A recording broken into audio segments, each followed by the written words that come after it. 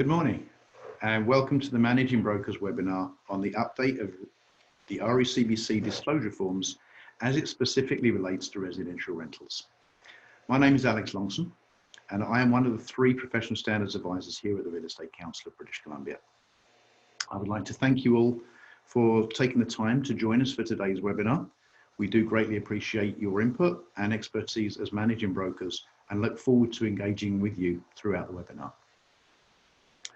I wanted to start by acknowledging that we are hosting today's webinar from our offices in downtown Vancouver, the traditional unceded territories of the Squamish, Musqueam and Tsleil-Waututh First Nations. I will now be muting the microphone for a few seconds while we move into the presentation, and will also stop the video for the remainder of the presentation. Today, I'll be providing insight into the changes that have been made specifically to the use of the disclosure forms for residential rentals. Previously, licensees providing real estate services to owners of residential rental property were required to provide all prospective tenants with both the Disclosure of Representation in Trading Services form and the Disclosure of Risks to Unrepresented Parties form. A completely new form has now been developed for use by licensees who are renting residential properties on behalf of the owner of the rental property. The Disclosure for Residential Tenancies, which combines the Disclosure of Representation in Trading Services and the Risks to Unrepresented Parties into a single form. There are also changes to the Disclosure of Representation in Trading Services form, the Disclosure of Risks to Unrepresented Parties form, and the Disclosure to Sellers of Expected Remuneration form. However, I will not be covering those changes in this webinar. If you're interested in learning about the changes to those forms, I hope that you've already had the opportunity to watch the webinar that was provided on October the 3rd. But if you missed it, a link will be provided in the Managing Brokers Toolkit in the knowledge base on the RECBC website shortly. In this website, I will be providing an overview on what changes have been made, why they've been made, and how this will impact you as managing brokers, as well as your licensees.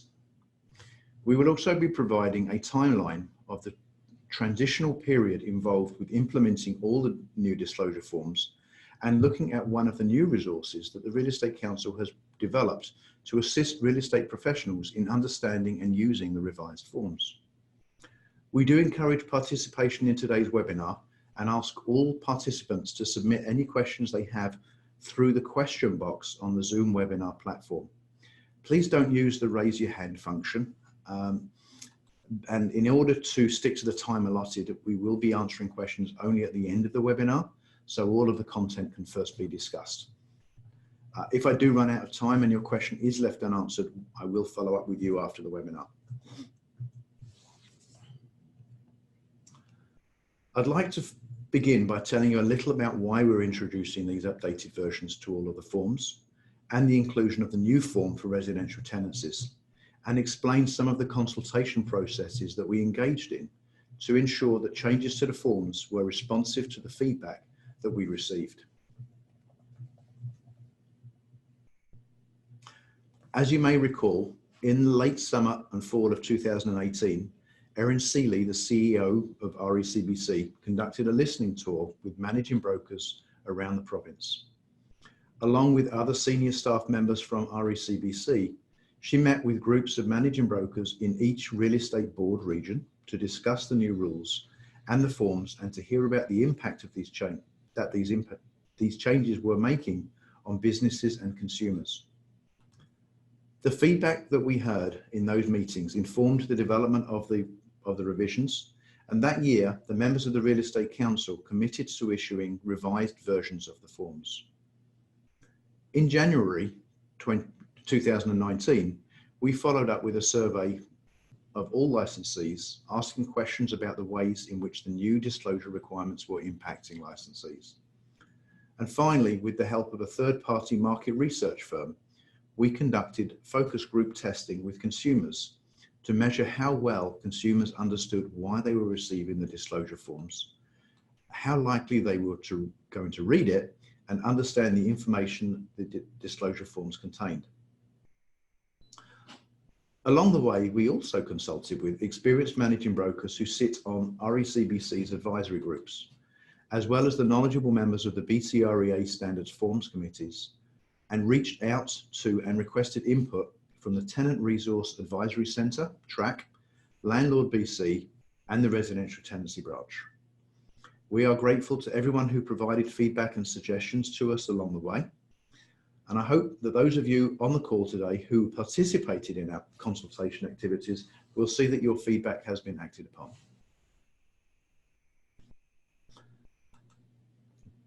Based on all of the results of the information we gathered, a few themes stood out quite clearly.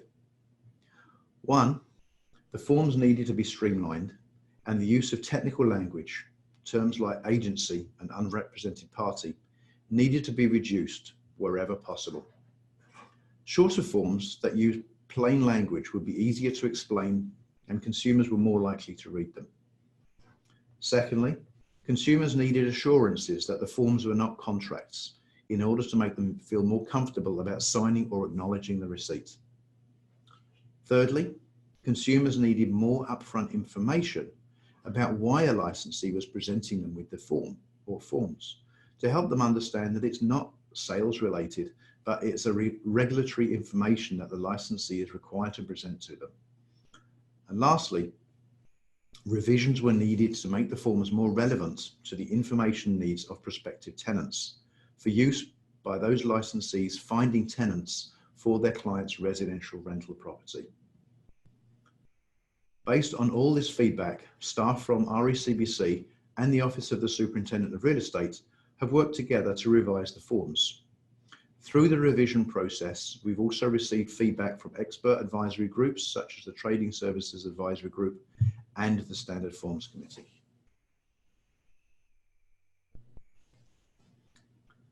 The updated versions of the forms were launched on our website and on web forms, which for those of you from the rental background may not know, this is the repository of forms that is available to members of real estate boards. Those forms were published on Monday, September the 30th, 2019. There is a 3-month transition phase to allow licensees ample time to adapt their practices and to ensure that they are comfortable using the updated versions. During the transition phase, either the current versions of the forms, I would say the previous versions of the forms, or the updated current versions of the forms can be used. After December 30th, 2019, only the updated new versions of the forms can be used. On September the 30th, we also launched a new interactive online toolkit, or toolkits, that bring together all of RECBC's guidance on how to use the forms.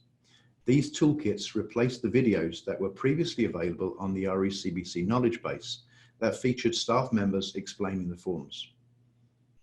Other content that was available in the knowledge base, such as detailed FAQs, frequently asked questions, is included in the toolkits. Toolkits have been designed to be useful for licensees to use on their own, and also for classroom use as teaching tools within the brokerage.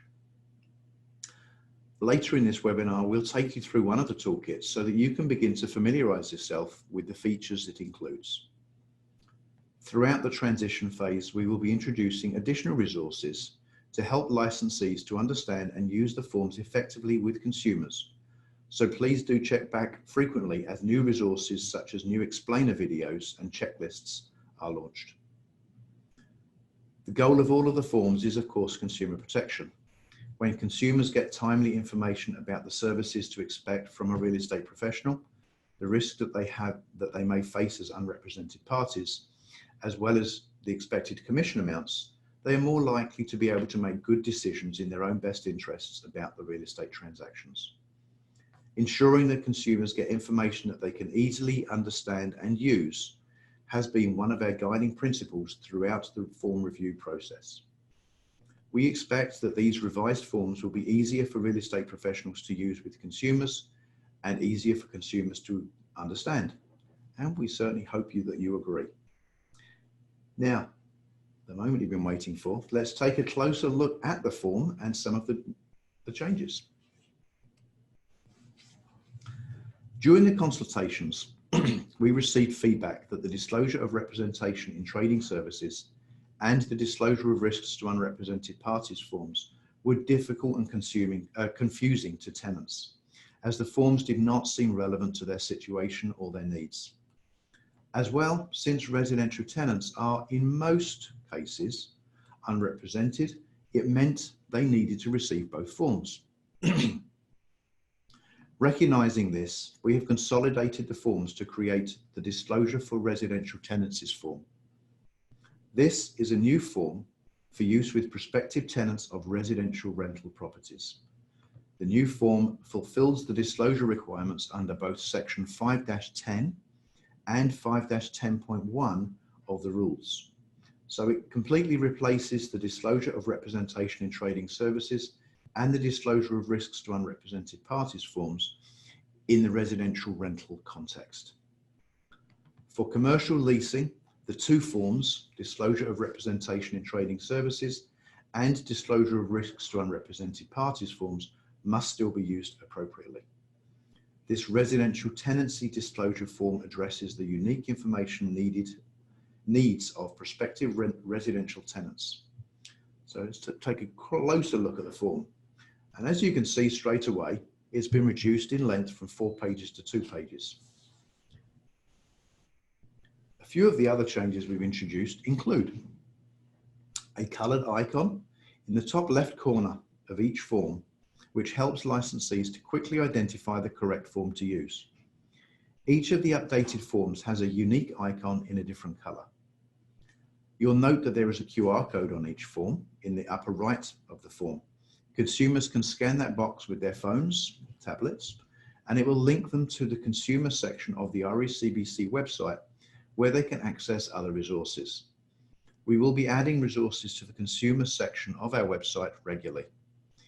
This page also recommends that the consumer retains the information. Every form encourages the licensee to give the completed form to the consumer so that the consumer can retain the information and disclosure. However, licensees still have an obligation to send a copy of the completed form to their brokerage, and it's up to them and possibly the managing broker, who might develop a brokerage policy, on how they fulfill this obligation. They may choose, for instance, to take a picture of the completed form with their phone and email it to the brokerage, or to use the RECBC Forms app. I will note here that currently, on October the 9th, 2019, the Forms app doesn't have the new Disclosure for Residential Tenancy form loaded onto it. However, we are expecting this to be loaded up shortly. As a reminder, either the old forms or the new form can be used until December 30th. So if you do use the app, you unfortunately would need to continue to use the Disclosure of Representation of Trading Services form and the Disclosure of Risks form to unrepresented parties for just a little while longer, and you'll still be fully compliant. But check back often onto the app, and hopefully shortly you'll see the new form pop up. We've made some wording changes to eliminate the use of terms that were potentially confusing to some consumers. A good example is the term unrepresented party. Instead of using that term on the new form, we're now highlighting that a prospective tenant can receive some services from a real estate professional without being in an agency relationship. But in that case, the real estate professional will not owe them the fiduciary duties that are owed to a client. Instead of pointing out that the real estate professional cannot advise them about what to include in an offer, the form now uses the term tenancy agreement. It's intended to make it clear to the consumer that the licensee represents the interests of the property owner. The form also now includes a recommendation that tenants contact the BC Residential Tenancy Branch or the Tenants Resource and Advisory Centre for more information. While the form still includes a recommendation that the consumer obtain independent professional advice, as this is a required part of the disclosure, the addition of this information recognises that these organisations are the two main sources of advice for tenants in BC. On the second page of the form, Licensees must indicate the name of their team, if they're in a team, as well as the names of all licensed team members. While the use of teams is somewhat unusual in rental property rental property management, as rental property management is only able to be provided by the brokerage in a brokerage agency relationship, this form recognises that tenant placement can also be provided by trading service licensees in what would likely be a designated agency relationship, and that some rental property managers might also be dual licensed and may be part of a team. Thus, this line was added in recognition of the fact that all team members share the same obligations to a client and should be disclosed. In cases where there isn't room for all team member names, licensees could choose to use the notes field on the form or to attach a separate page. It's important that licensees who are in a team keep up to date with changes to their team members, so that when new team members join or leave their team, the team member information that they are disclosing is accurate. If a licensee is using the RECBC Forms app, they will need to change the team members' names in the settings whenever a person leaves or joins the team to ensure that the correct disclosure is provided to the consumer.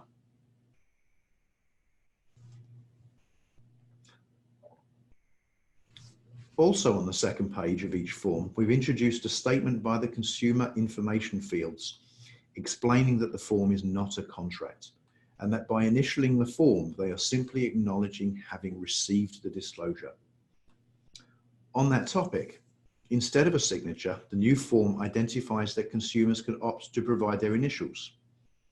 As on the previous forms, it is still optional for the consumer to fill out this portion of the form. If a consumer declines to initial the form, the real estate professional should use the notes field to document any pertinent information about when and where they provided the disclosure. And of course, they must still return the completed disclosure form to their brokerage. Licensees should not insist on the consumer signing or initializing the form as a prerequisite for their tenancy application being reviewed.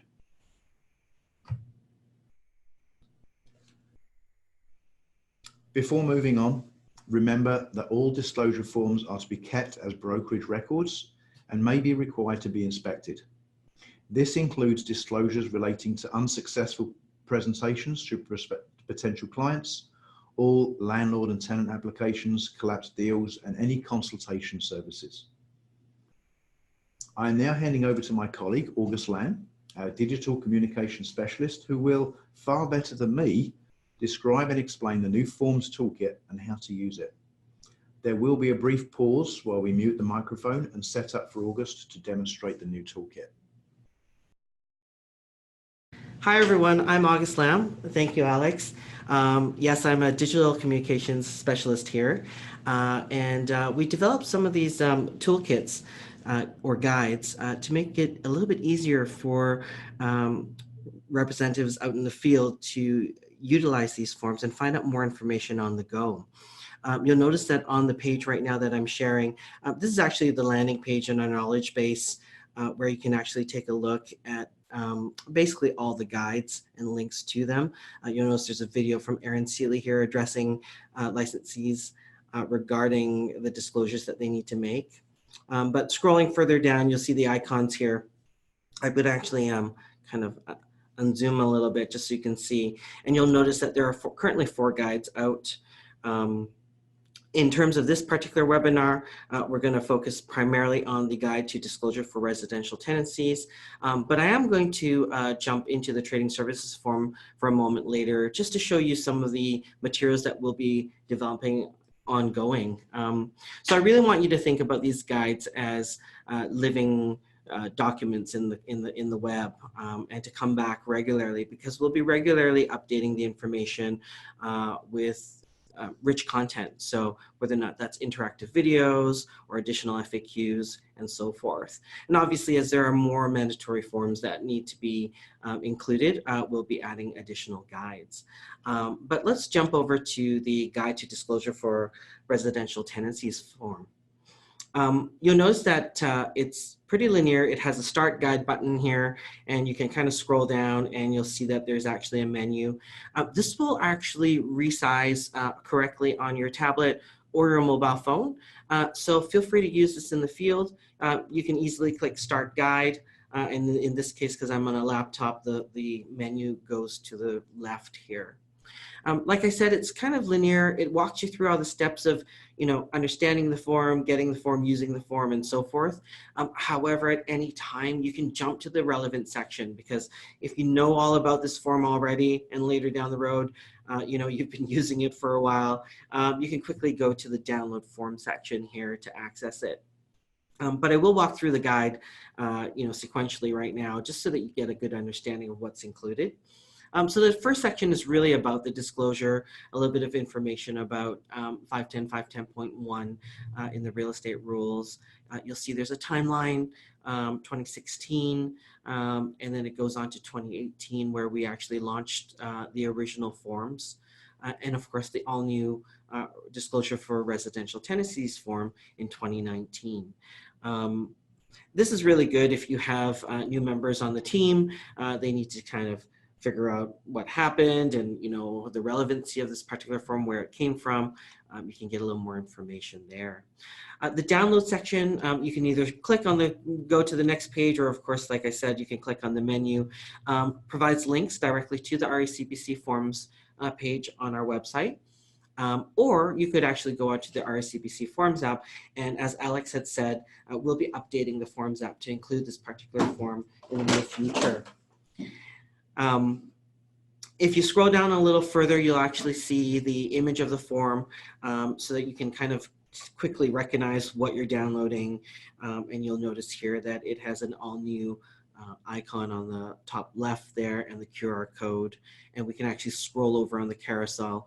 You would swipe on your phone and you could see page 2 and take a look at the details before moving forward. There's a little definitions of terms section later in this particular guide. It talks about the owner in relation to rental real estate, just in case people needed a reminder of that particular definition, because it's part of unique to this form. And the making the disclosure section really talks about the purpose and the intent. As you can see, there are call outs here that talk about the disclosure and why we need to make it, and the fact that it needs to be actually done in writing using a form from us here at RECBC. We go on to the next section in this particular making a disclosure chapter, which talks about the different roles that you might be taking. I know Alex talked a bit about the fact that someone just providing general trading services could offer, showing a tenancy, a property there. So it does talk about regular trading services and the fact that you would need to provide this form if it was rental trading services. However, more applicable to you, rental property management services here. You'll see here for residential rentals, it does talk about using this particular form. And then for commercial leasing, no, we would actually go back to the previous forms. So the disclosure representation in trading services and the disclosure of risks to unrepresented parties form. Strata management services do not need to make this disclosure, and it states that here. We go on a little bit.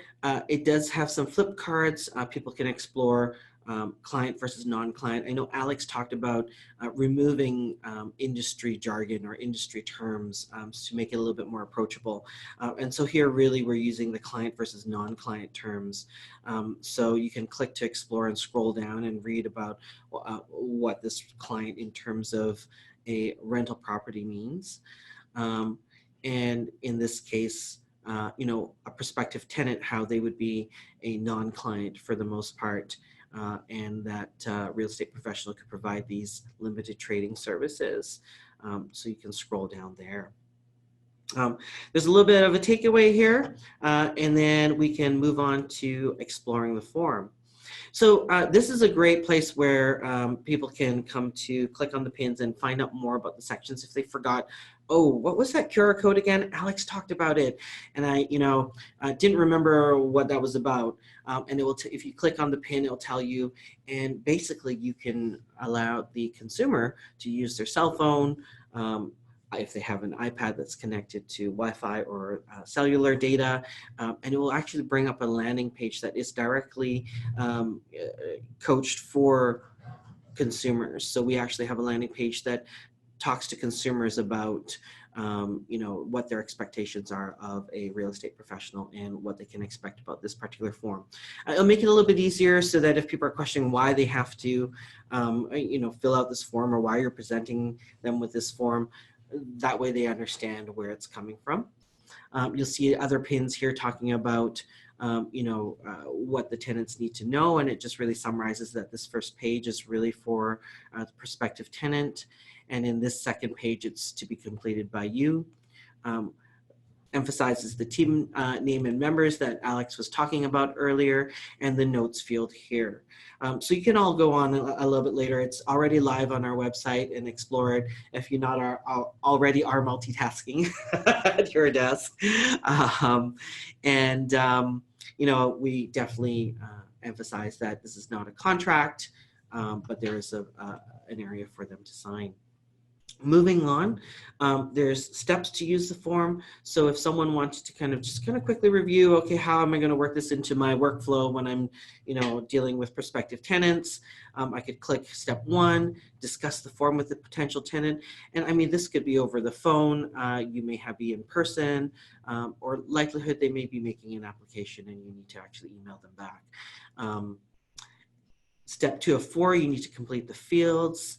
And then invite them to initial the form, and has some details there, when to use the note section, and give the form to the consumer. Make sure that they have a copy, and you submit a copy to your brokerage. And you can click next to continue, and you're done with that particular form. If I move on to section 7, and I'll just scroll down on this side just so you can see it, there's some frequently asked questions. So obviously the QR code is new, so we put that in there.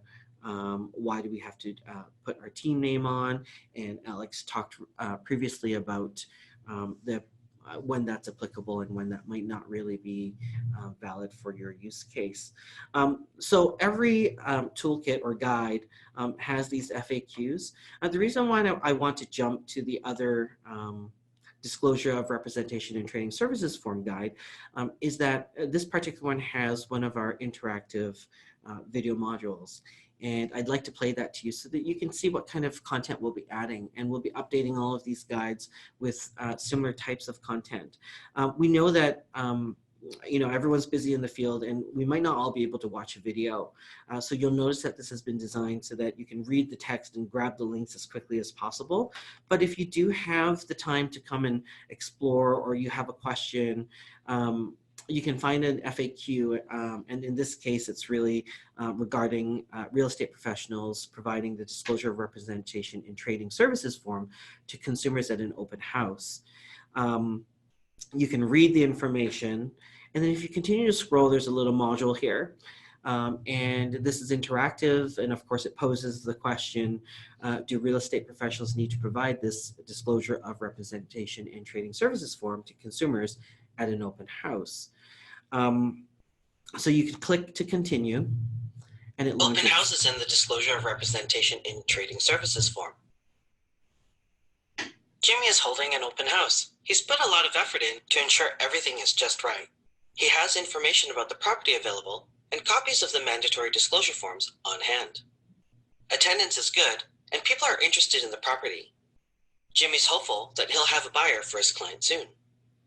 Ben, one of the consumers attending the open house, has a conversation with Jimmy and asks him some general questions about the size of the property. At this point, does Jimmy need to provide the disclosure of representation in trading services form to Ben? So it's interactive here. It explains the scenario, and I'm going to incorrectly answer yes on this one. It gives me feedback, tells me that that is not correct. I do not need to give this particular form to this consumer at this time, and then goes on to explain it if I click to continue. Jimmy does not need to provide this form at this time. Real estate professionals may host open houses or provide general factual responses to questions without providing the disclosure of representation in trading services form unless they receive or solicit confidential information, such as the consumer's motivations or financial qualifications as part of these activities. If a consumer approaches you at an open house and asks you general questions about the property, you can answer those questions.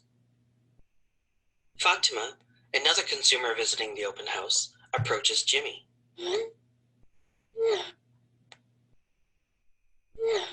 So a little bit of a different scenario here.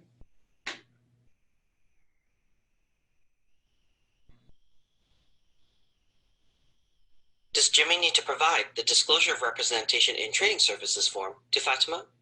So I'm going to answer yes this time. And yes, I'm correct. Because she added additional details, she was finding out motivation and got a price range in there. Absolutely. Jimmy needs to provide the form before continuing the conversation with Fatima. Jimmy happens to have his tablet with him, so he uses the RECBC Forms app to walk Fatima through the form.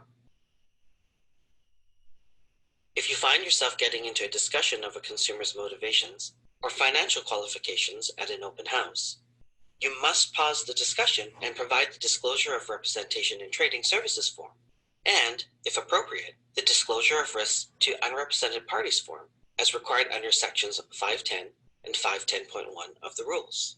The goal is to be frank and upfront as possible with consumers by proactively disclosing at the earliest opportunity that you are acting for the seller and obliged to share with the seller any confidential information provided to you by other consumers who are not your clients. So, and that the module completes then.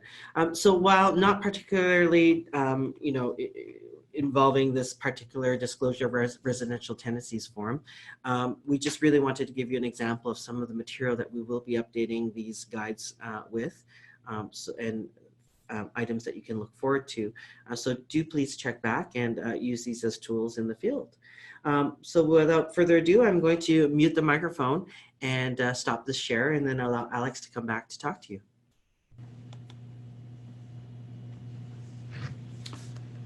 Hi, so thank you again. Thank you, August. We hope you found the content useful in your role as a managing broker and understanding the way the new form can be used. I'm going to move on to answering some questions that we've received. Before I do that, I'd just mention with regards to the short video that August provided you, although it was tailored specifically for buyers or potential buyers, that open house scenario is very, very similar to what a rental manager might see in the field. And exactly the same applies. So where a prospective tenant comes up and asks the question about the size of the property, no disclosure is required. If another person comes up and says, hey, so I really need to pay a maximum of $1,500 a month, that's when you do the timeout and the disclosure is made. So that video is actually quite pertinent to your industry. So we do have a few questions come to us. I've got 6 here that were provided to us previously, and if anyone also watched the webinar from last week, my apologies. It's 6 of the same questions that you may have heard last week. But one of the questions is, can you confirm if the new disclosure for residential tenancies form is the only form required when handling a residential lease or tenancy? Yes, it's single form, replaces both the previous forms, and it meets the disclosure requirements under both sections of the rules, 5-10 and 5-10.1. Is there going to be some differentiation to the timing that the forms are supplied to a prospective tenant versus a purchaser, and the timeline on presenting these forms? At present, when calls are received at our office, responding to a posted ad, we must ensure the consumer has seen and understood both disclosure forms before we can even ask them what they're looking for. Yet the rule hasn't changed. We've just provided you a new form to make it easier to make the disclosure. The rules do not change any of the previous rules. So whatever your process was before is the same. The question here, it says, it seems strange that the tenant's name is optional. I can understand if initials or signatures were optional, but I would think that we should collect their names at least.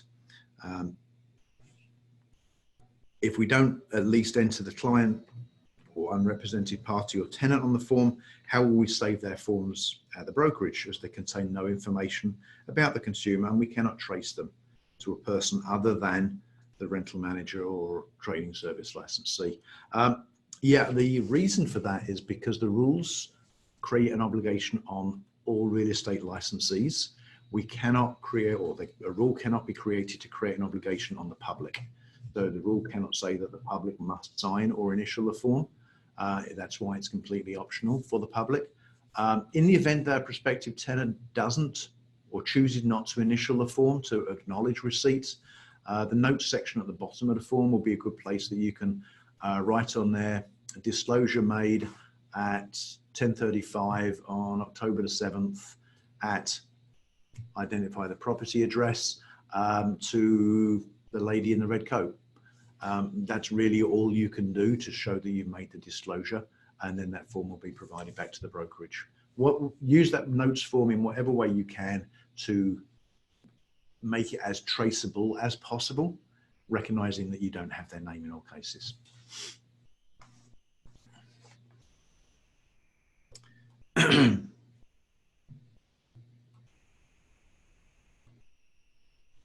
Okay, and that's probably all the questions specifically related to this form. So I'm going to open up my little chat function here, and it looks like I've got 3.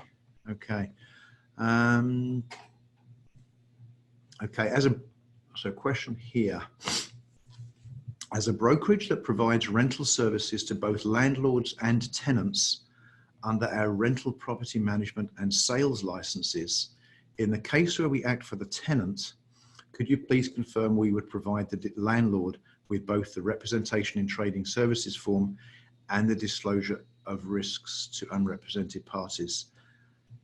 That's an interesting question, because although the trading service licensee would be the designated agent for the tenant, the brokerage is the agent for the landlord.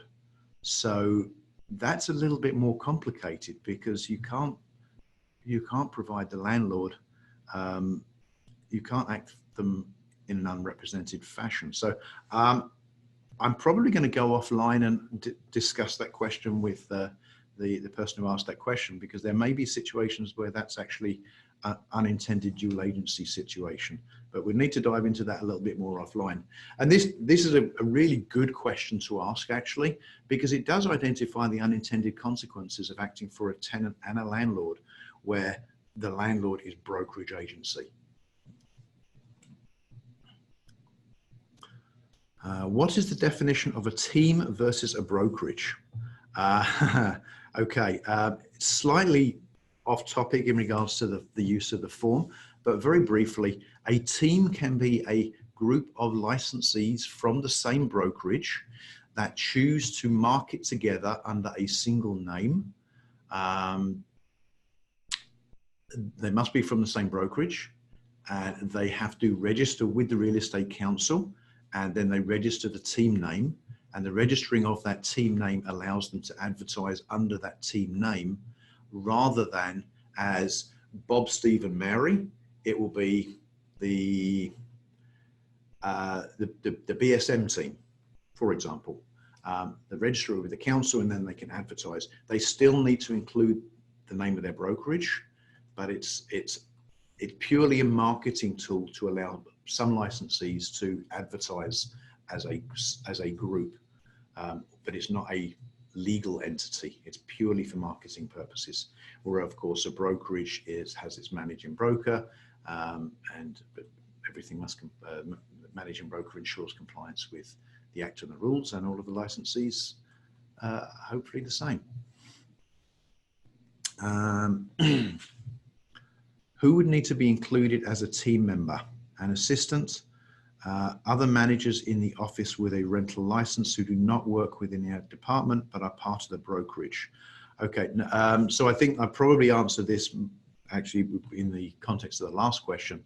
A team member is only those people that you have chosen to register with the real estate council under that BSM team for marketing purposes. So if you haven't registered that team, then BSM team cannot advertise itself.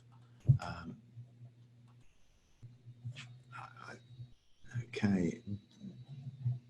Do we have to give the tenant both pages? And do we have to file both pages with our brokerage? Yes, the intent is that they have the information page, which is the first page, and the disclosure page, which is the second page. The intent is that both pages are provided to the tenant so that they can take away the information page and refer to it at a later date. And also you are providing them the disclosure. So you provide them the completed disclosure form as well, which is the second page. Likewise, both pages would go back to the brokerage in photocopy, photo scan, app, whichever version, however you choose to do it. Okay, do I have to fill in the new forms for those tenants and landlords who have already signed the contracts? So it's a little bit of a two-parter answer to that. Any tenants that you have entered into a tenancy agreement with you on behalf of your client since June the 1st of 2018, June the 15th, 2018, should have been provided both of these forms. Any tenants who are already in place from prior to that date, you wouldn't need to backdate and provide that disclosure. Any new tenants, maybe you placed them 2 weeks ago, they're already in place now. They would have had the two forms because you can't represent the tenant. As of today, October the 1st, you can use either the new form, the single form, or the two forms, and that transition goes through until December 30th of this year. What happens in the case of resident caretakers who show the properties on behalf of owners and management?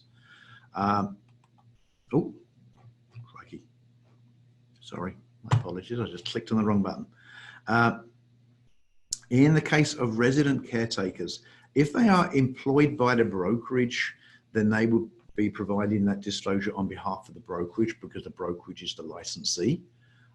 If they are employed by the owner, then because the owner is not required to make that disclosure, you would not need to make that, they would not need to provide that disclosure form. But if they're employed by the brokerage, then yes, they're representing the brokerage.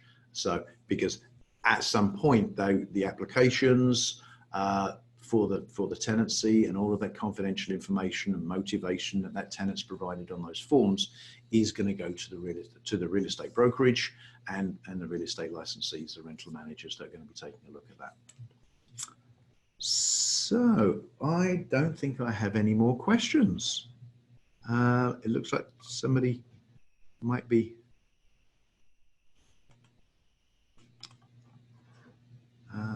Okay, all right. I've got one more.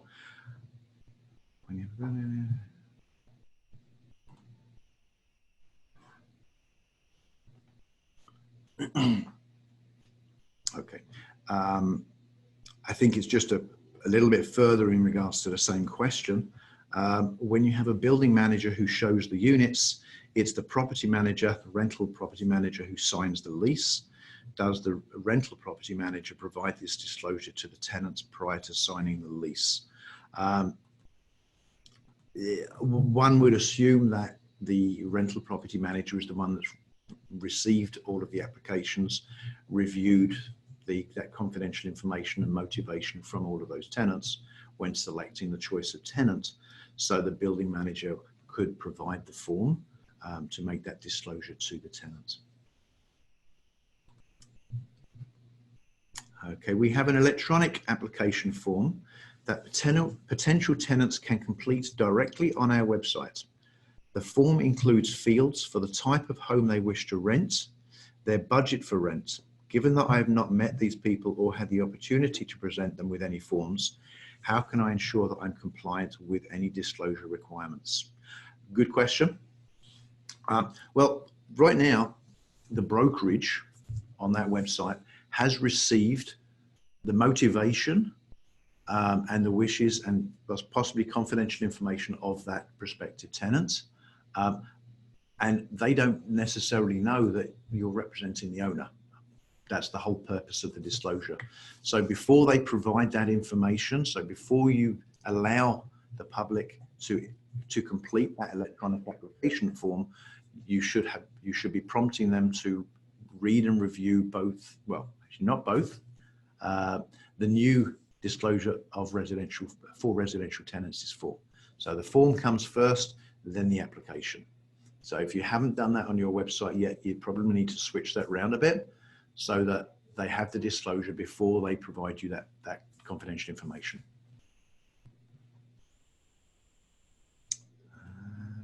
Let's have a quick little look here. Okay. Please also confirm when the tenant is my client and providing fees for finding rental property, and the landlord is not a client and I'm not working with another brokerage, can I complete the lease? Okay, the answer to that question is only if you're licensed for trading services. A rental property manager cannot ever represent a tenant or prospective tenant, because the definition of rental property management is providing rental property management services for or on behalf of an owner of rental real estate. So purely by the definition, a rental property manager can only ever work for the landlord or the owner of the rental real estate. They can never work on behalf of the tenant. So if your brokerage is only licensed for rental, then you probably want to reconsider what you can and can't do. Alternatively, if you're licensed for trading and you're doing it under your trading license, then absolutely, it will be no different to working with a buyer. Okay. I do have another caretaker question. I can see we've got a few questions on the caretaker question. So what I'm probably going to do is I'm going to answer this offline, and maybe what we'll do is I'll actually add it as an FAQ, just so we don't dive too much into one specific nuance.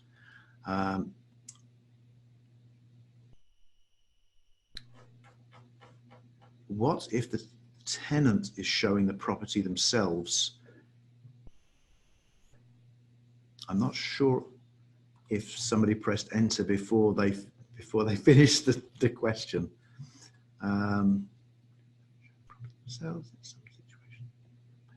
I think I've only got half a question, so I'm going to pause for a second and just see if the rest of that comes through. But that's the last question at the moment, unless there's any more coming through. Okay, I think there's one more. Okay, please explain in detail how we handle telephone calls and how we would deal with this over the phone. So if a prospective tenant calls you and says, I'm interested in this property that you've got for rent, you'll say, that's great, okay.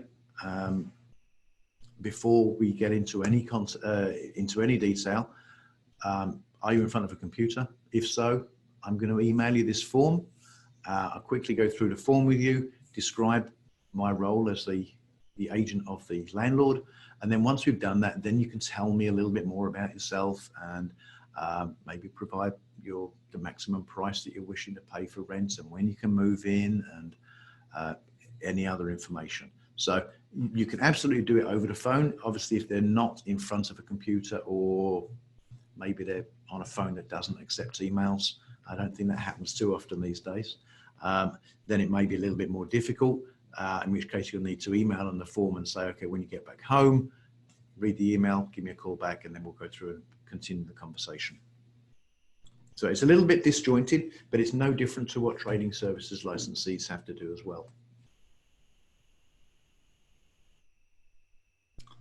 Okay, in regards to the last question about representing the tenant, what if an agent carries both rental and trading services licensees? Can they represent the tenant? Yes, because you're licensed for trading services. You can only provide services that include the services that you're licensed to provide. So if you're licensed for trading, then you can represent a tenant. Okay, I'm looking across. Do I have any more questions? No, that's it.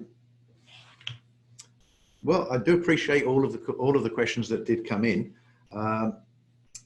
and we only have a few minutes left, so I'm just going to pause for a brief moment to see if there's anything else coming in, and if not, then I'm going to wrap up.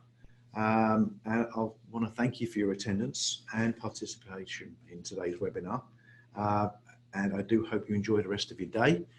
If there are any additional questions that haven't come in, and you do want an answer to them, and I haven't forgotten the caretaker question, then do feel free to email myself or my two colleagues at advisor@recbc.ca, or you can call our office and ask to be